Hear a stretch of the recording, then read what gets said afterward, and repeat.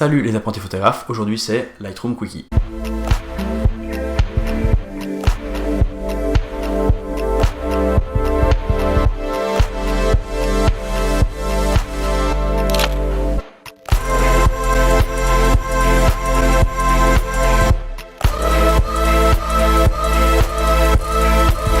Les Lightroom Quickie, qu'est-ce que c'est? C'est un format de vidéo dans lequel je fais de la retouche sur Lightroom en direct. Donc je choisis une image et je la retouche sous vos yeux pour vous montrer qu'est-ce que je fais, quel curseur je touche, quel genre de petites retouches je fais pour améliorer la photo, pour révéler son plein potentiel. Et surtout, j'essaie de vous expliquer en direct pourquoi je le fais, sur quel point important je désire appuyer et pourquoi. Est-ce que c'est pour l'histoire, est-ce que c'est pour le graphisme?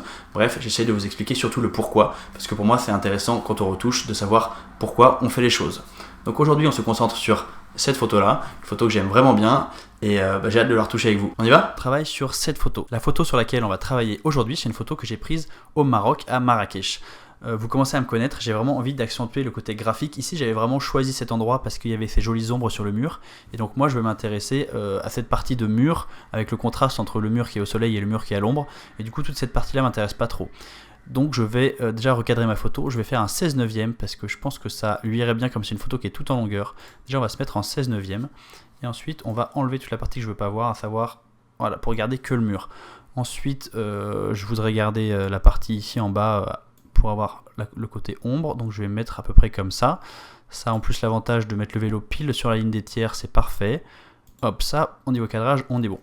Alors qu'est-ce que je vais faire? Comme je l'ai dit, je veux accentuer le côté graphique. Je rajoute du contraste. Pas mal de contraste, c'est bien, mais sauf que moi je veux vraiment que ces ombres elles soient beaucoup plus foncées. Donc en plus je vais prendre les ombres et foncer uniquement les ombres. Après je veux pas aller trop fort parce que je veux pas que lui se retrouve complètement foncé. Je veux qu'il reste des détails sur le personnage principal et sur son fils qui est sur le porte-bagages. Je vais accentuer un petit peu les noirs, mais pour accentuer encore plus les ombres dans cette partie, je vais faire un filtre. Alors non, je vais pas non plus accentuer à ce point là. Je vais pas toucher à l'exposition. Pardon, je remets le filtre à 0. Voilà, là j'ai mis mon filtre et je vais baisser juste les ombres à cet endroit là. Comme ça va baisser les ombres et rendre quelque chose d'encore plus sombre. Voilà, ça déjà c'est quelque chose qui me plaît bien.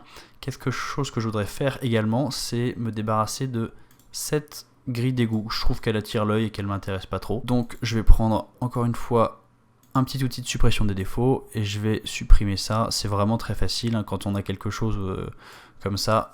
Il n'y a vraiment pas de souci, Lightroom se débrouille très bien tout seul. Bon alors sauf que là il a fait n'importe quoi.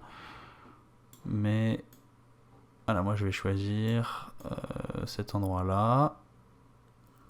Alors comment ça se passe cet outil? En fait cet outil vous choisissez par quel endroit vous voulez remplacer l'endroit que vous avez sélectionné. Sachant que le logiciel choisit un endroit lui tout seul, mais parfois il choisit un endroit complètement con. Donc il faut le faire vous-même. Voilà, c'est bon. Et là ma grille d'égout a disparu. Ça c'est parfait. Le reste je pense qu'on est bon, il y a encore des petits trucs ici et là mais ça me dérange pas, ça donne de la vie. C'est juste que cette grille d'égout je trouvais qu'elle prenait trop de place au centre. Et ensuite je veux accentuer vraiment le côté chaud. Là il devait être 14h donc on est vraiment à l'heure où il fait vraiment très très chaud.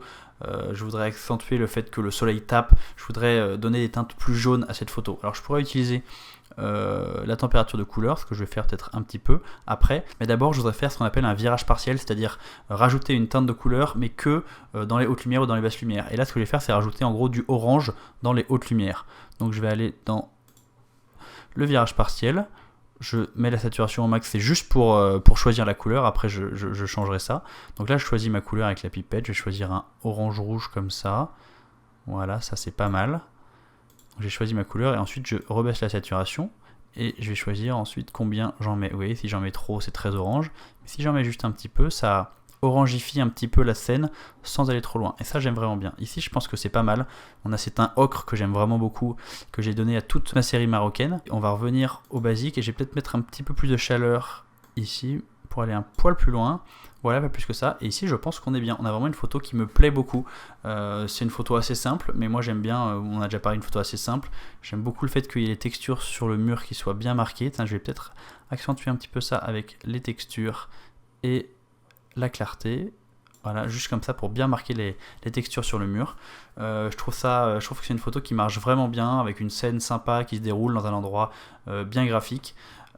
Voilà, c'est une photo que j'aime bien et j'espère qu'elle vous plaît aussi. C'est fini pour cette retouche, dites-moi en commentaire ce que vous en avez pensé, ça m'intéresse vraiment beaucoup d'avoir vos retours. Est-ce que vous auriez fait des choix différents? Est-ce que vous seriez allé dans la même direction? Est-ce que vous auriez fait complètement l'inverse? Bref, donnez-moi votre avis, je trouve ça toujours intéressant d'avoir des retours. Si vous voulez continuer à aller plus loin et continuer à progresser en photo, vous pouvez télécharger gratuitement mon guide « Devenez un meilleur photographe en 12 semaines ». Il y a un lien dans la description, ça prend 1 minute et surtout c'est complètement gratuit. Bien sûr, n'oubliez pas de vous abonner à la chaîne parce qu'il y a des nouvelles vidéos toutes les semaines et ça serait quand même con d'en rater. Vous pouvez même activer la petite cloche, ça vous dit « Hey, il y a une nouvelle vidéo, n'oublie pas ». C'est plutôt pratique d'activer les notifications. Nous on se retrouve la semaine prochaine pour un nouveau tuto. Allez, salut!